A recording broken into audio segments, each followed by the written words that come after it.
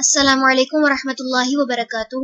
رب اشرح لی صدری ویسر لی امری واحلل عقدۃ من لسانی یفقہوا قولی۔ سورۃ الاعراف رکوع نمبر 23 کریں گے انشاءاللہ۔ بسم اللہ الرحمن الرحیم۔ والذین، اور وہ جنہوں نے کذبوا جھٹلایا،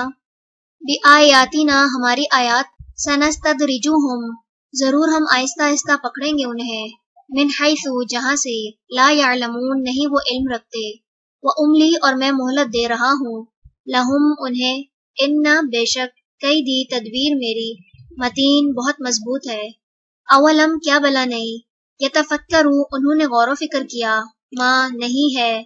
بصاحبہم ان کے ساتھی کو، من جن کوئی جنون، ان نہیں ہوا وہ، الا مگر، نذیر ڈرانے والا، مبین کھلم کھلا۔ اولم کیا بلا نہیں، ینظروا انہوں نے دیکھا،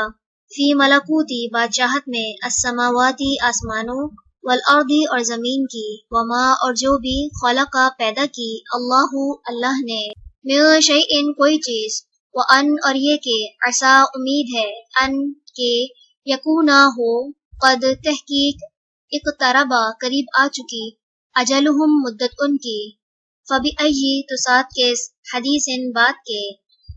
بعدہ بعد اس کے، یؤمنون وہ ایمان لائیں گے،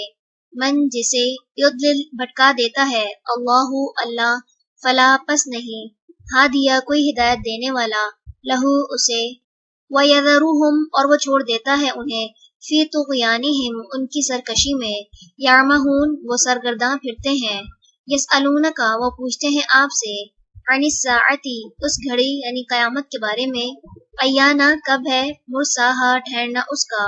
قل کہہ دیجئے، انما بے شک، علمہا علم اس کا، عندہ پاس ہے، ربی میرے رب کے، لا یجلیہا نہیں ظاہر کرے گا اسے، لوقتہا اس کے وقت پر،